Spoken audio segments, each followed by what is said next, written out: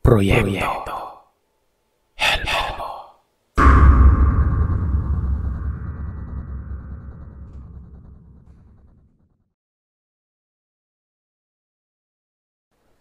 Mapagpalang araw sa inyo, Sir Seth.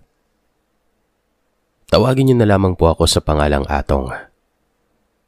31 years old, nakatira sa North Caloocan. Ang kwento na ibabahagi ko ay nangyari sa isang lugar sa South Caloocan. Dagat-dagatan. Hindi ko na babanggitin yung mga mismong pangalan ng mga taong sangkot sa totoong istorya na ito. Bago ang lahat, mula ako sa angkan ng mga mangkukulam sa side ng lola ko at may ilang albularyo naman sa side ng lolo ko. Bali ang istorya po na ibabahagi ko ay yung side ng lolo ko at sisimulan ko na yung kwento.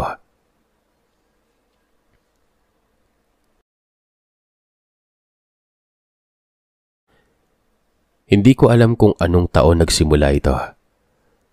Pero noong mga panahon na ito ay lumuwas ang lolo ko at ang mga kapatid niya kasama ang ilang pamangkin patungo ng Catbalogan Summer.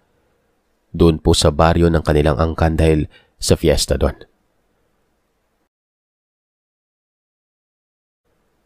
At tulad nga ng kinagawian noon sa probinsya, ay maaari kang makikain sa kahit na anong bahay na iyong nanaising pagkainan. Noong mga sandali na yon, magkakasama ang magkakapatid maging ang pamangkin ng aking lolo, na tawagin na lamang nating Tonying. Habang naglalakad sila ay may nakita ang aking lolo na magandang babae sa isang bahay. Nagkatitigan sila kung kaya lumapit siya ron. Inaya naman siya ng babaeng ito na kumain at walang tanong-tanong na kumain naman itong lolo Tonying ko at iniwan yung mga kapatid niya. Tuwang-tuwa itong lolo ko dahil sa napakaganda umano ng babae na nag-aya sa kanya. Maladyosa umano ang ganda. Bigla naman niyang nakitang palapit yung pamangkin niya na si Luring at nagwika ng, "Tiyo, gutom na ako." Inaya naman ito ng lolo Tonying ko na, "Halika dito, umupo ka at sumabay ka na sa akin kumain."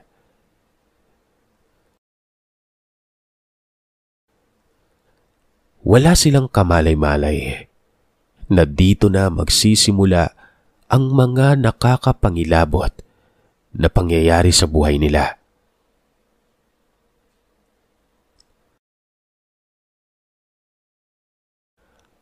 Alas 8 ng gabi na mga oras na yon, nakauwi na sila sa kanilang baryo nang biglang mamilipit sa sakit ng tiyan ang lolo Tonying ko at ang pamangkin niya na si Luring. Dali-dali namang gumawa ng aksyon ng mga kapatid ng lolo Tonying ko. Kumuha ng mga gamot para mawala ang pananakit ng kanilang sikmura na tila ba mamamatay na sila sa pamimilipit nun.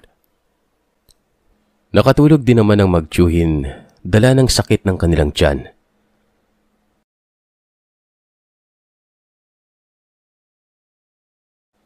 Kinaumagahan ay maaga naman gumising ang kapatid ng lolo Tonying ko na si Lolo Maning.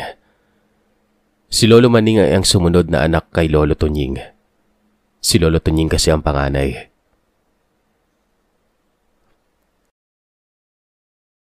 Pumasok si Lolo Maning sa kwarto ni Tonying at nakita niya itong tulala at tila ba naglalaway.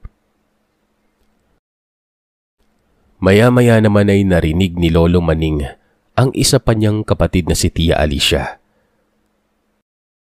Si Lola Alicia naman ay ang sumunod kay Lolo Maning at siya ang nanay ni Luring.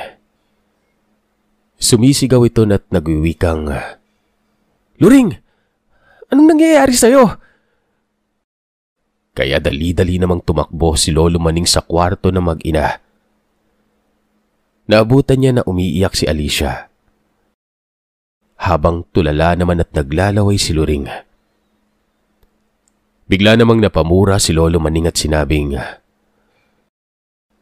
"Mukhang nilason o hinawaan nata si Kuya Tunying at si Luring ah." Gulat na gulat naman si Lola Alicia at dali-daling pinuntahan si Tonying. At tulad nga ng sinabi ni Lolo Maning, nakita nga niya ang parehas na sitwasyon ni Luring at ng kanyang Kuya Tunying. Kung kaya't hinagilap nila ang kamag-anak nilang albularyo at ipinakonsulta agad yung dalawang yon.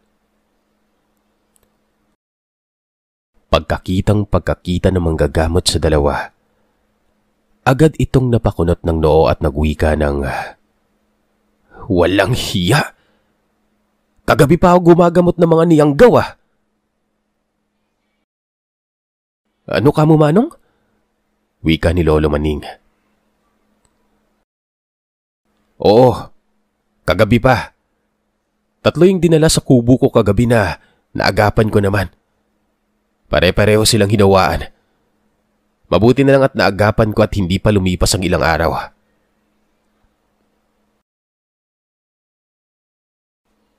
Agad namang nagsagawa ng panggagamot itong tiyuhin nila Lolo Maning at inuna si Tonying. Maya-maya lang ay sumuka ng kulay itim itong si Lolo Tonying. At kasabay ng itim na likidong isinuka niya, ay ang isang bagay na hindi mo malaman kung insekto o ano na may kasamang mga buhok na nakapulupot. Pagkatapos noon ay hinilot ulit ng albularyo ang tiyan ni Tonying at guminhawa na ang pakiramdam nito at pinagpahinga. Matapos kay Tonying ay dumako naman ang albularyo kay Luring at sinimulan ng gamutin. Sumuka din ito ng itim na likido pero nagulat itong albularyo at ang magkakapatid na Maning dahil hindi malabas ni Luring ang mga buhok mula sa sikmura nito. Tila naman nawalan ng pag-asa ang albularyo dahil sa dami ng kanyang ginawa ay hindi niya maipalabas yung kung anumang nasa sistema ni Luring.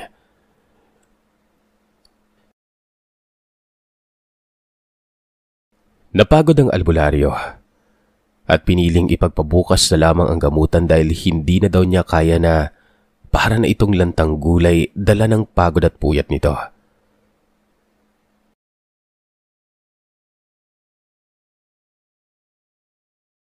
Kinabukasan ay bumangon na itong si Lolo Tonying na parang walang nangyari. Tinanong naman agad ito ni Alicia at Maning sa kung anong nangyari at sinabi naman ni Tonying kung saan silang bahay kumain nun. Agad naman itong tinuro ni Tonying sa kanila at pinuntahan.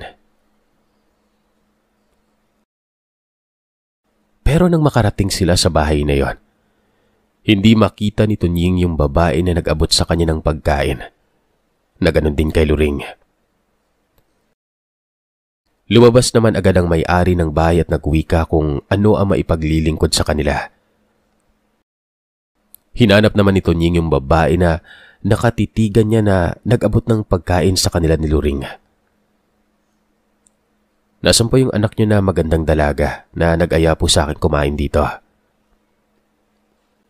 Maganda? Dalaga? Walang ganun dito sa bahay. Meron dito bata at matanda. Baka nagkakamali kayo ng pinuntahan. Wika ng may-ari ng bahay na yon. Agad namang sumingit si Maning at nagwika din na, "Hinawaan kasi kahapon itong kuya ko at yung pamangkin ko eh. Mabuti na lang naagapan pero yung pamangkin ko kailangan pang gamutin." "Pasensya na kayo, pero walang aswang dito sa lugar namin. Kung may aswang man siguradong dayo lang yon," sagot ng may-ari ng bahay.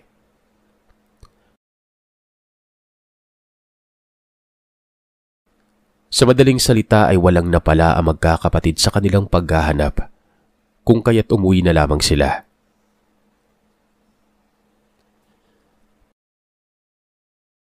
Padilim na nang makarating sila sa kanilang bakuran.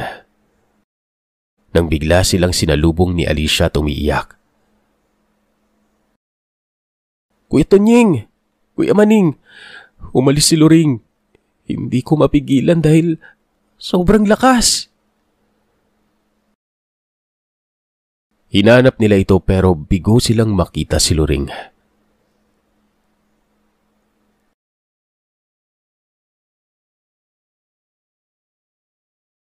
Isang tawag mula sa Maynila ang gumulat sa kanila, na mula sa nakababatang kapatid ni Loring at sinabing, andun na sa dagat-dagatan si Loring.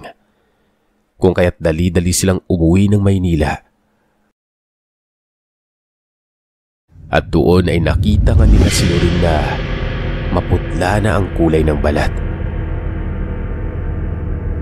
Hindi na rin ito lumalabas ng bahay kung hindi naka-long sleeve at pantalon, sombrero at salamin. Maging ang bibig nito ay tinatakpan din niya ng panyo. Hindi na ito kumakain ng mga lutong bahay na pagkain na merong halong asin. Nagsasaing ito ng sarili niya at nagluluto din ng sariling ulam.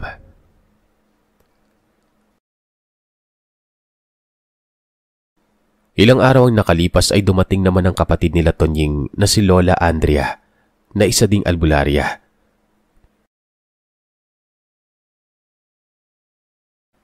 Agad nitong pinuntahan si Loring pero bigo itong magamot dahil nung nakita niya ang tiyahin niya na si Andrea, agad itong umangil at tumakbo.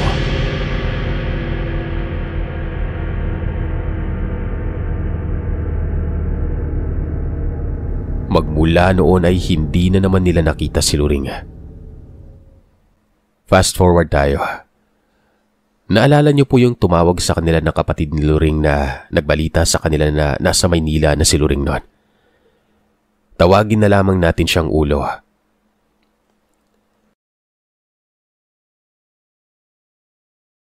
Si Tio Ulo ay pamilyado na at noong mga panahon na yun ay merong 5 anak. Babae ang panganay at sinundan ito ng 2 lalaki at 1 babae pa. At syempre yung pang-5. Hindi ko na maalala kung babae yun o lalaki, basta sanggol pa yung pang-5 na yon.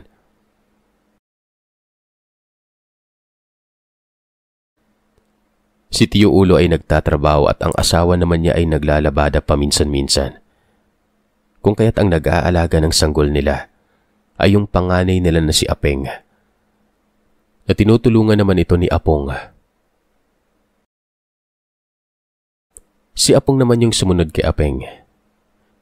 Sila ang inaasahan sa sanggol nilang kapatid kapag nasa trabaho ang kanilang nanay at tatay.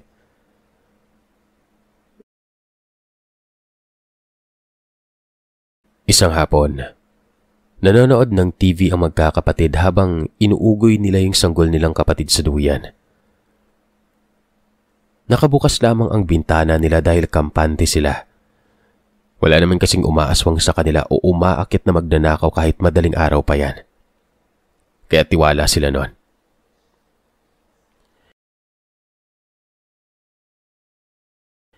Pero hindi nila inaasahan na bigla na lamang magbabago ang ihip ng hangin. Nang dahan-dahan ay merong gumapang sa pader nila. Madagdag ko lamang, Sir Seth, 2 palapag ang bahay nila. Mataas ito bago ka pa umabot sa bintanang yan. Nabigla yung magkapatid nang makita nila nang sabay-sabay silang lumingon. Dahil sa ginagawang ingay sa bintana nila. Unang nakita nila ay kamay lang na medyo mabalahibo umano at nangingitim. Parang kamay ng taong grasa. Pagkatapos ay dahan-dahang lumitaw yung ulo nito sa bintana nila na dahilan para matigilan silang magkakapatid. Mamula-mula ang mga mata. Nakakatakot ang mukha. Magulo ang buhok pero nakikilala nila ito. Yun ay walang iba kundi ang tiyahin nila na kapatid ng papa nila, si Tia Luring. Sa takot ay nagsiksika ng magkakapatid at nagumot nun. Sa takot nila, nakalimutan nila yung sanggol nilang kapatid na nasa duyan.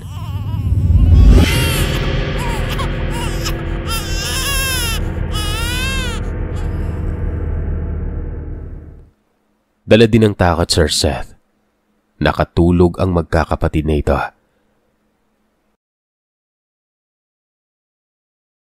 Nang bigla silang ginising ng isang sigaw mula sa kanilang ina. Hindi na humihinga yung sanggol nilang kapatid. Wala na. Patay na.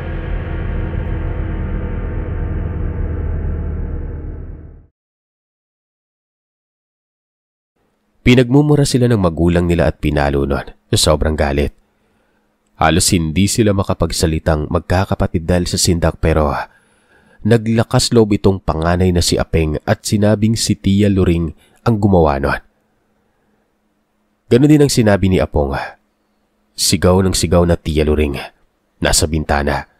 Nakakatakot ang mukhang madungis at parang halimaw. Galit na galit si Tio Ulo at ang asawa niya.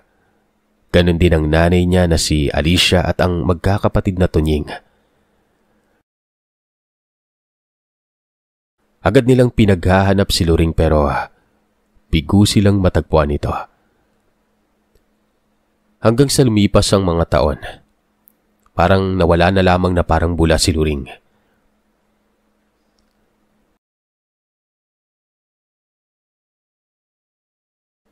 Dumako naman tayo kay Lola Andrea, na kapatid nila Lolo Tunying. Kasalukuyan itong nasa Bulacan nang biglang may dumalaw sa kanya. Naguhugas siya ng plato ng mga panahon na yon. Ang dingding nila ay yung gawa lamang sa parang banig. Basta alam na ng iba yon, yung dingding ng kubo.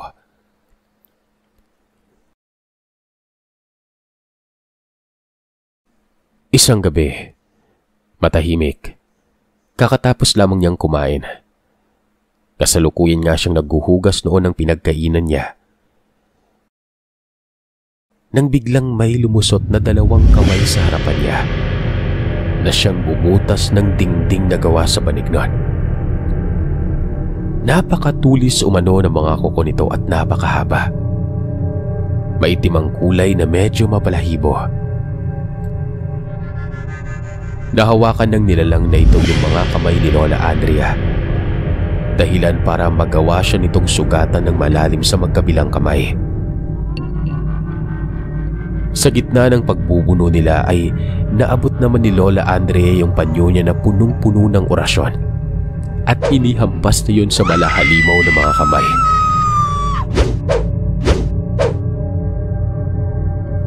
Sa bawat pagtama noon sa kamay na yon, napapasigaw ang nilalang sa sakit kung kaya't hinugot nito pabalik yung mga kamay niya.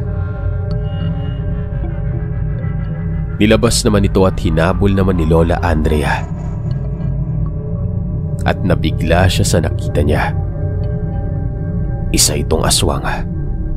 Pero kahit aswang na ang anyo nito, ay nakikilala niya pa rin kung sino yon. Si Luring.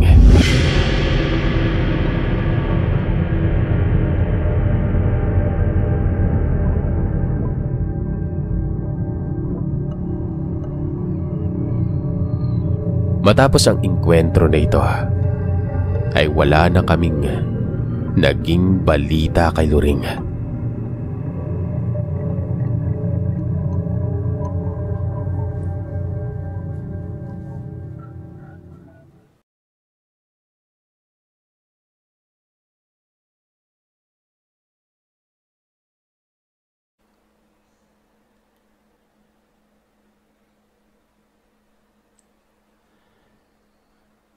Mapagpalang araw sa inyo, Sir Seth. Una sa lahat ay gusto kong batiin ng belated Merry Christmas and belated Happy New Year po. Ikaw na lang din po sana ang bahalang mag-ayos nitong sulat ko.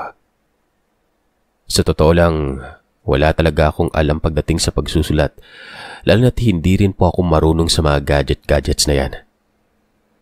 Nagpatulong lamang ako sa anak ko para makapagpadala ko ng karanasan naming ito sa iyo. Itago niyo na lamang po ako sa pangalang Indayville. 61 anyos na sa darating na Enero 9 ngayong taon. At taga Barotac Nuevo sa Iloilo. Pareho kaming walang trabaho ng mister ko. Ang mister ko ay mas matanda sa akin ng 9 na taon kaya medyo mahina na rin ito. Dala na rin siguro ng kakainom ng alak. Kahit na matanda na kasi ito, malakas pa rin uminom. Bali meron kaming 8 anak, 5 babae at 3 lalaki. Ang naiwan na lamang na nasa poder namin ay ang bunso naming babae na siyang pinagtutuunan namin ng oras ngayon.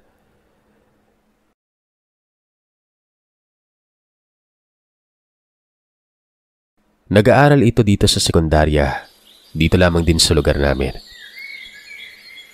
Inahatid sundo ko ito sa eskwelahan. Pagod, init, ulan, isinusulong ko para sa anak kong ito. Matalino ito at marami ang nagsasabi na ingatan ko daw ito dahil hindi sa pagmamayabang pero may itsura at maganda rin ang hubog ng katawan ng anak ko na ito. Talentado rin. Napakamahiyain pag nakausap mo ng personal. Pero higit sa lahat, napakabait at napakamaalalahanin nito.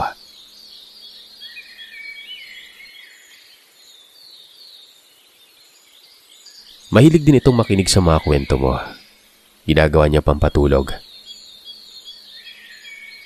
O nga pala Sir Seth, PWD po itong anak ko na ito. Bulag. Nakakaawa nga minsan yung mga kaklase niya naglalaro, siya lang ay nakaupo sa isang tabi.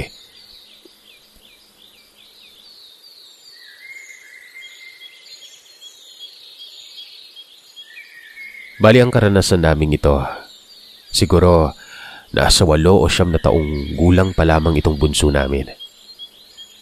Ngayon kasi ay nasa 19 anyos na ito, kaya ilang taon na rin ang nakalipas. Joy pala ang pangalan nitong bunso namin.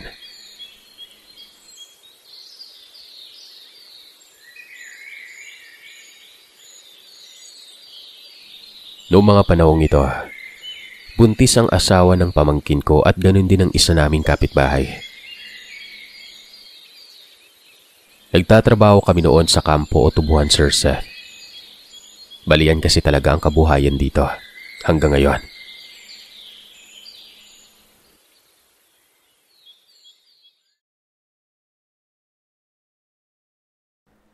Isang gabi, nagising ako. Nakaramdam ako ng pagkaihi kaya bumangon ako at pumunta na sa may arinola namin para makaihi.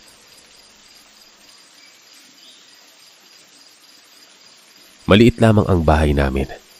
Sa labas pa ang kusina at ang palikuran ay kailangan mo pang tumawid sa tulay na kawayan.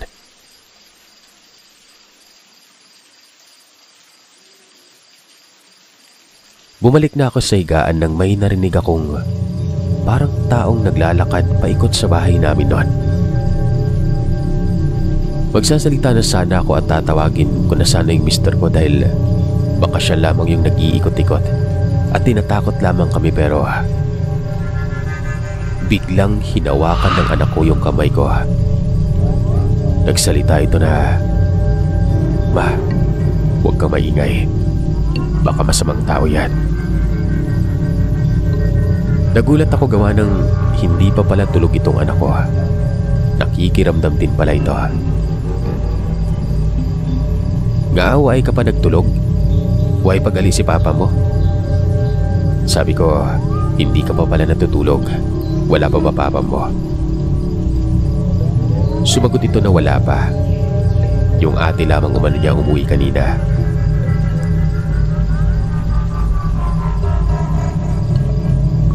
May lamay noon dito kaya halos andun lahat, lalo pat libing na nito kinabukasan. Simula nung gabing yon, palagi na akong may naririnig na nagpapaikot-ikot sa labas ng bahay namin tuwing gabi. Pati si Joy ay ramdam kong hindi rin palagi mapakalinon. Halatang nakikiramdam din ito. Hindi ko nalang ginigising ang mga kasama namin sa bahay. Bali, 6 kami ang nasa bahay noong mga panahon na yon. Kasama na kami ng mister ko.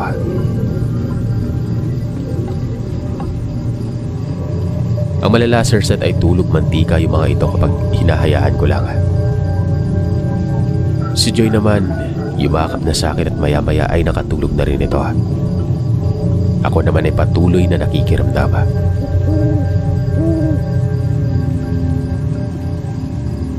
Wala kasing tigil ang paikot-ikot sa labas na yon. Maglalakad, titigil. Tapos tatakbo. Maglalakad na naman. Titigil sa may bakuran tapos dahan-dahang maglalakad ulit. Paikot sa bahay at titigil na naman yon. Paulit-ulit lamang ang ginagawa ng kung anumang nilalang na ito.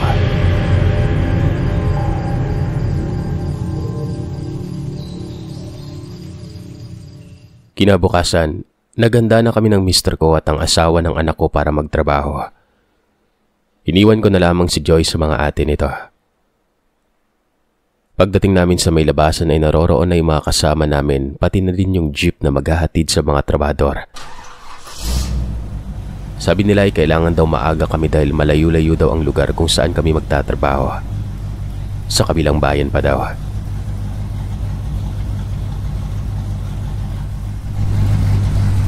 Habang nasa sasakyan, ay kung ano-ano na lamang ang pinag-uusapan ng mga kasama namin. Nang bigla akong kinausap ng ate ko.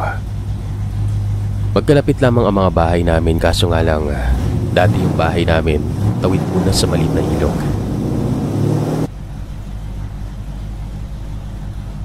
Sabi nito, "Hinday, hambal bala ni Kent. Batian niya kuno kung gabi nga may kabalik-balik latay sa taytay nyo." Kung sa Tagalog pa ay naririnig daw ni Kent na may pabalik-balik na tumatawid sa tulay namin. Anak niya si Kent. Nagtaka ang ate ko. Sabi na lang ng ate ko baka daw magnanakaw. Sa isip-isip ko anong nanakawin ultimong bahay nga namin sira-sira noon. Hindi na lamang ako sumagot at nanahimik na lang.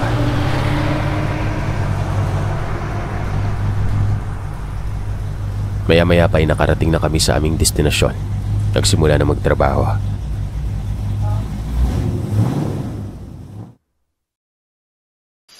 Kinahapunan ay habang abala kami sa pag-aayos ng aming mga gamit at naghihintay ng aming sundo, may babaeng lumapit sa amin.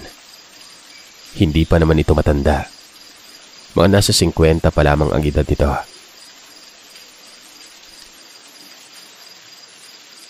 Nagpakilala ito pero hindi ko na maalala ang pangalang binanggit niya pero sabi nito, isa umano siyang manggagamot. Nakipag-usap ito sa amin at maya-maya pa ay inanyayahan niya kaming lahat na pumunta sa bahay niya at itinuro nito ang isang malaking bahay sa hindi kalayuan. Wala pa naman ang aming sundo kung kaya't sumama na kami sa babaeng yon.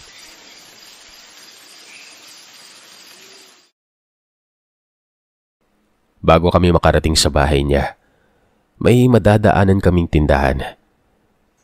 Saglit na huminto ang babae at bumili ng merienda. Pagkatapos noon ay inihanda na niya ito pagkarating namin sa bahay niya. Nung una ay nag-alangan pa kami pero sinabihan kami nito na huwag kaming mag-alala. Malinis umano. Sabay ngiti.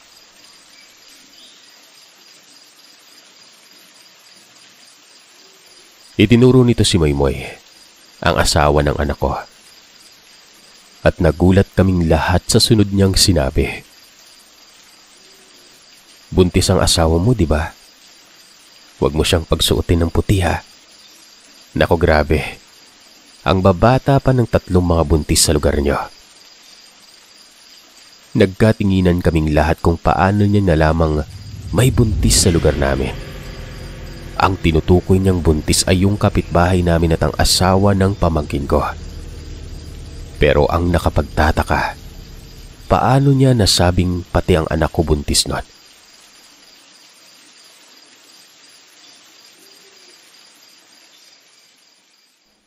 Hindi na namin na ipagpatuloy ang kwentuhan ng dumating na yung sundo namin.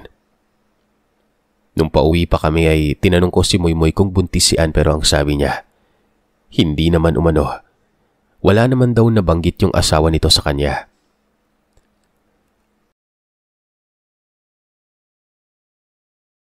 Pagkarating namin ng bahay ay sinabi namin sa mga anak ko na naiwan sa bahay ang mga nangyari at ang sinabi ng manggagamot na ito. Doon namin nalaman na buntis pala talaga itong anak ko. Gusto pa daw sanang isorpresa kaso nabuking na daw ng albularya. Sabay tawa nito.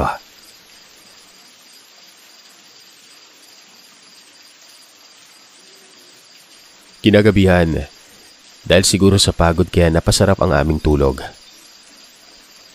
Nagising ako sa pagyugyug sa akin ni Joy. Sinabi nito na parang may narinig umano itong nagsisigawan. Pero bukod sa alulong ng mga aso at mga kuliglig, wala na akong narinig na iba nun.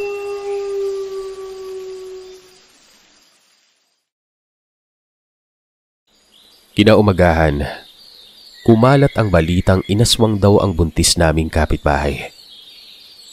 Ang kwento ng mga kasama nito sa bahay, namimilipit umano sa sakit ng tiyan ang buntis naming kapitbahay na yon. Nang walang ano-ano'y, nakarinig sila ng merong bumangga sa silong ng bahay nila. Nang lumabas ang asawa ng buntis para silipin kung ano yon, nakita daw niya ang malaking aso na nakatingala at nakasilip sa siwang ng kanilang sahig na gawa sa kahoy. Pinaalis ito ng lalaki. Lumabas ang aso sa silong. Inangilan ang lalaki kung kaya't agad na kumuha ng kahoy itong lalaking ito at binato ang asong yon. Tumakbo ito papalayo. Hinabol nila pero hindi na nila naabutan pa.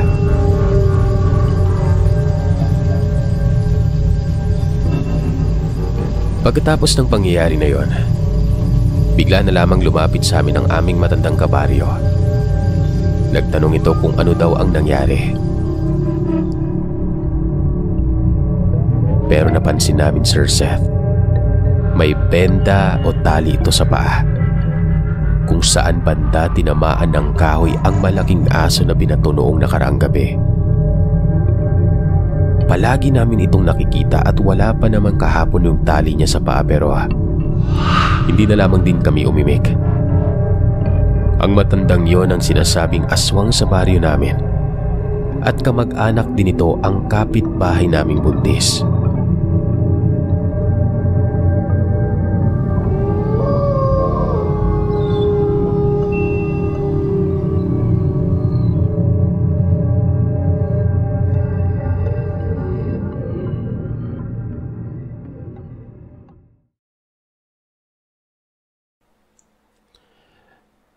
Mapagpalang araw o gabi sa inyo, Sir Seth. Lalong-lalo na sa lahat ng mga tagapakinig nyo. Ako po si Lynn, totoong palayaw ko. Hindi ko na sasabihin ang tunay na pangalan ko gawa ng kilala ko sa lugar namin sa Dagami, Leyte. 28 years old na ako sa kasalukuyan. Nagtatrabaho bilang domestic helper dito sa Saudi Arabia. Gusto ko lamang ibahagi ang karanasan ko sa mga kababalagan noong nagbakasyon ako sa Leyte, noong nakaraang taon, Agosto ng 2022. Naranasan ko po ito mismo sa barangay namin. Bago ko ibahagi ang mismong karanasan ko, nais ko lamang ipaliwanag ang daanan papunta sa amin noon. Ang barangay namin ay papasok na lugar. Hindi man liblib, dahil itong barangay namin ang pumapangalawa sa pinakamalaking barangay sa bayan ng Dagami. Alam na po yan ng mga listeners kung meron mang taga sa amin kung anong barangay po ang tinutukoy ko sa kwentong ito.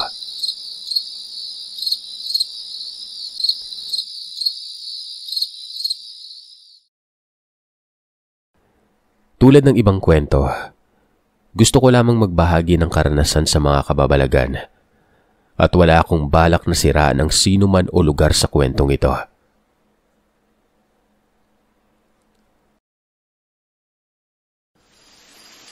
August 18, 2022 ay galing pa lamang kami ng aking kaibigan na pangalanan na lamang nating Johnny sa isang sayawan.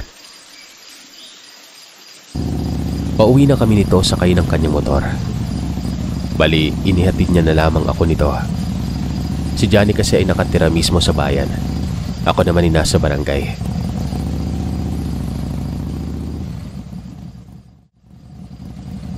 Nadaanan namin ang loteng walang kabahayan pero malapit na ito sa bahay namin. Siguro ay mga 2 minuto lamang ang lalakarin at mararating na ang mismong bahay namin.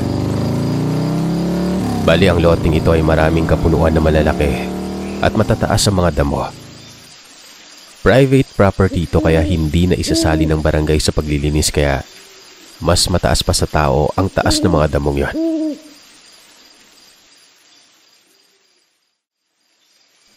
Balik tayo sa kwento. Nga, malapit na kami sa bahay ng dinaanan namin ang loteng sinasabi ko nang may makita kaming isang napakalaking ibon. Alam naman namin ang normal na laki ng mga ibon dahil sa laking probinsya kami. At hindi ito yung masasabing ibon kasi nga malapaniki ang pakpak pero sobrang laki kaya talagang nagtaka kami noon. At sobrang ding itim ng kulay.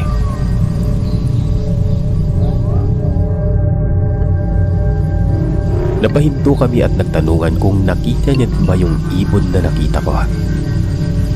Sabi naman ni Johnny, hala, sobrang laki naman nun. Para sa akin, hindi lingid sa kalaman ko ang mga aswang na yan dahil talagang sanay ako makaengkwentro niyan. Simula bata pa ako dahil sa barangay namin ay hindi pa naman sibilisado noong kabataan ko. Kaya talamak pa ang mga pagpapakita ng mga nilalang sa dilim. Pero noong mga panahon na nakita ko ito muli, hindi ko akalain na meron pa pala nito. Kahit na napakalaki na ng pinagbago ng barangay namin.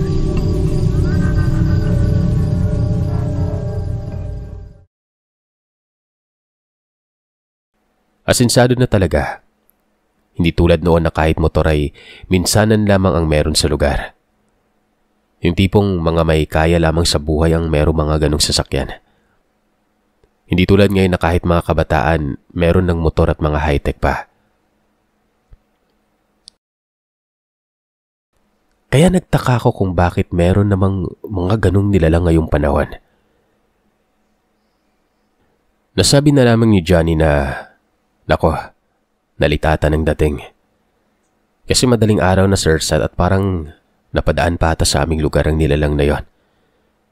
Kaya binaliwala ko na lamang ito at pinaandar ang motor para ihatid na ako sa bahay.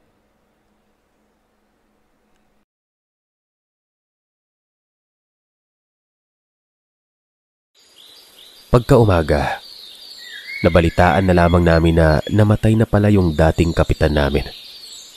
Yung bahay nun ay madadaanan namin papunta sa bahay.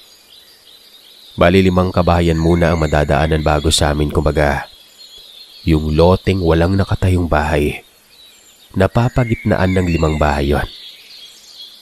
Paggaling ng baryo, 1, 2, 3 tapos yung bakanting lupa at 4 at pang 5. Tapos bahay na namin.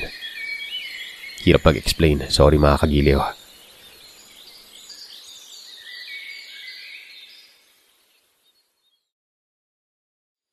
Dito ko na ikwento sa mga magulang ko yung nakita namin ng madaling araw na yon. Tungkol sa napakalaking ibon sa may kakahuyan na malapit sa amin. Sabi ni Mama, baka umano na aamoy ng nilalang na yon na merong malapit ng pumanaw sa lugar. Dahil hindi lamang pala kami ang nakakita sa napakalaking ibon na ito, kundi kahit ang mga dumadaan sa kalsada na yon malapit sa napatayan na bahay ng kapitan.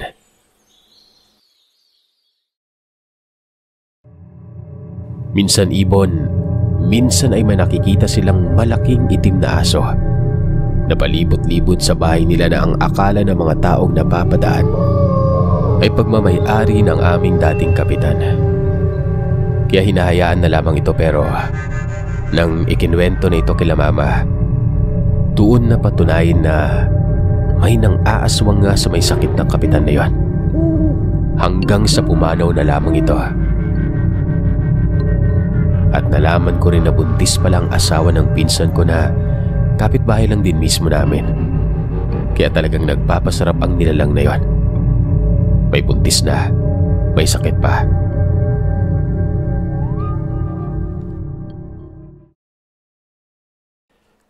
Pangalawang karanasan, August 27, parehas na buwan.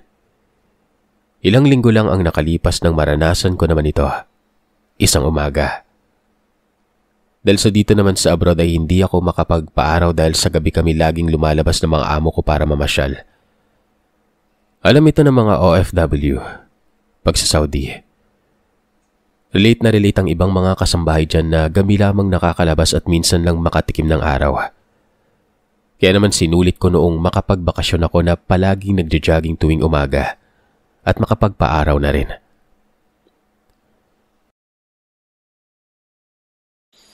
So bali ayun nga, nag-jogging ako sa umagang yon.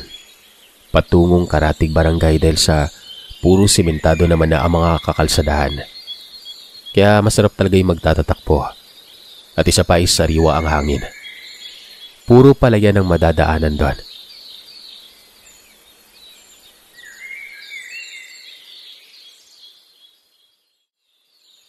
Habang nagja-jogging, may nadaanan akong payag or kubo-kubo sa gilid ng kalsada.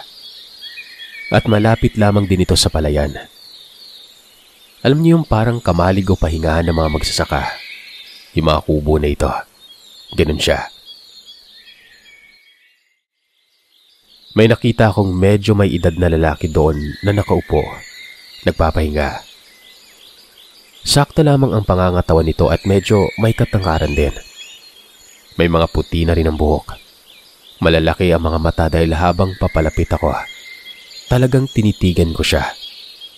Dahil alam ko rin na malayo pa lang ako, nakatitig din pala ito sa akin. Kumbaga, nang malapit na ako ay nagka-eye to eye contact kami. Noong matitigan ko ang kanyang mga mata, bigla na lamang akong kinilabutan dahil napakalaki nga nun. May konting ngiti sa kanyang mga labi na hindi ko matansya kung masaya ba ito na nakita ko o ano. Kasi hindi ko talaga mabasa ang kanyang reaksyon nang magkita kami sa malapitan. Hindi naman ako matatakotin kahit noong bata pa ako pero hindi ko alam kung anong meron sa lalaking yan. At bigla na lang akong kinilabutan sa kanyang mga titig sa akin.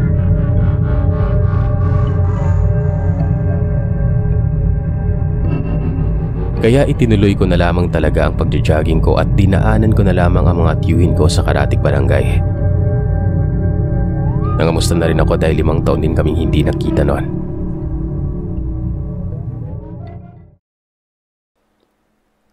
Kinagabihan, nakareceive ako ng email galing sa AirAsia. May promo sila ng ticket Manila to Tacloban. Natuwa ako kasi mapapamura ako ng plane ticket nun, pabalik na Maynila. Kaya ang ginawa ko, nagpa-booking ako ng ticket ko via online. Dahil via GCash ito, walang laman yung GCash ko kaya pumunta ako ng baryo namin para magbayad noon. Noong naglalakad pa lamang ako papunta sa baryo namin, ay may naririnig na akong huni ng tiktik. Sa mga taga-probinsya ay normal lamang ito kaya hindi ko na ito pinapansin. Hanggang sa nakarating na ako sa baryo namin. 6 na minuto naman ang nakaraan nun. Nagbayad na ako at naprubahan naman ang ticket ko na walang hassle. Noong pauwi na ako, ito na naman ang huni na para bang ako talagang sinusundan. Nasa alas 7:30 na kaya binilisan ko na lamang ang lakad ko noon. Kakatapos lamang din ng ulan dahil may mga tubig pa talaga ang mga daanan.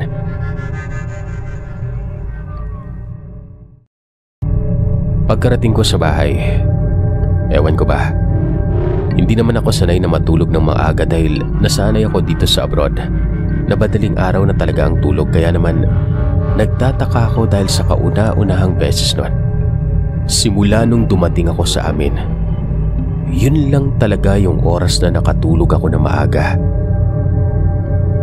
Nagtataka ako dahil balita pa lang naman ang pinapanood namin nun sa TV. Pagkalipas ng ilang oras, kalagitnaan ng aking pagtulog ay nanaginip ako ng isang lalaki na hinahabol ako.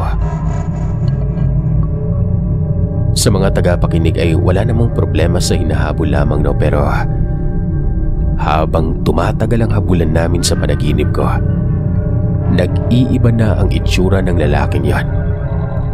Halos lumuwa na ang mga mata nito.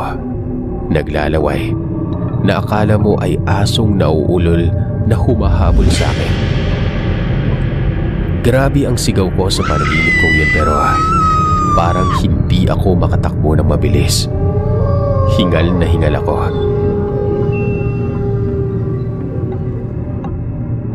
Hanggang sa malapit na niya akong maabutan. Kaya ang ginawa ko na lamang dahil sa takot na maabutan ako ay nagdasal na lamang ko. Sinabi ko na sa ngalan ni Jesus, diri ka makadaog. Na ibig sabihin ay sa ngalan ni Jesus ay hindi mo ako matatalo.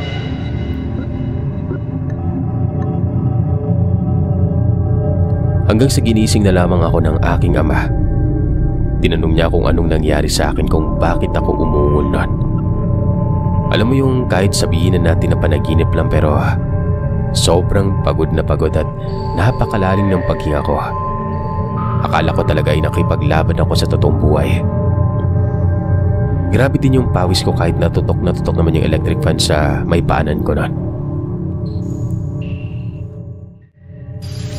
Nang tuluyan na ako magising, may narinig kaming tumakbo na lamang palayo sa may gilid ng bahay namin. Ang akala ng papa ko ay kalabaw lamang na nakawala, pero nang mapaisip ng papa ko na, o nga pala no, paano makakapasok yung kalabaw mataas naman ang bakod namin palibot sa bahay. Kaya sino at ano ang tumakbo palayo sa bahay na yon? Ikinuwento ko sa papa ko ang napanaginipan ko noon. Habang ikinikwento ko kay papa kung ano ang panaginip ko, dito ko lang naalala ang lalaking nakita ko sa daan na nakatitig sa akin habang nagjo-jogging ako. Kamukhang-kamukha niya ang lalaki sa panaginip ko, Sir Seth. Ayon kay papa ko ay baka sinundan umano ako. Akala ay dayo ako, kaya bago sa pangamoy nila nang makita ako. Hindi ko mapaliwanag kung bakit nangyari yon. Kaya simula talaga noon ay hindi na ako nag-jogging hanggang lumuwas na ako ng Maynila at bumalik na rin ako dito sa Saudi. Ngayon ay nababalitaan ko naman na inaaswang ang asawa ng pinsan ko. Halos gabi-gabi, dahil sa naaamoy ng mga magulang ko, ang amoy ng goma na sinusunog ng pinsan ko sa katabing bahay namin. Kaya napapaisip ako kung yung aswang ba na nakita namin sa unang kwento at yung lalaking nadaanan ko ay iisa, o siya ba talaga yung aswang na yon? Hindi ako sigurado, pero ito lamang ang masasabi ko. Sa mga taong hindi naniniwala sa mga ganitong nilalang, totoo po sila. Minsan hindi natin ito napapansin dahil sa magaling silang magtago ng tunay nilang katauhan o kakayahan. Alam kong hindi lahat ng nilalang sa dilim ay masasama, tulad na lang ng ibang nagpapadala sa inyo ng kwento. May mababait, pero alam naman natin na iba't iba ang liko ng mga bitukan ng mga nilalang na ito. Kaya talagang hindi maiiwasan na may mga aswang na nambibiktima pa ng mga inosenteng mga tao. Hanggang dito na lamang po, Sir Seth. Hindi man po ito nakakatakot katulad ng ibang kwento, pero gusto ko lamang ipaalam na kahit sa kasalukuyang panahon, marami pa rin sila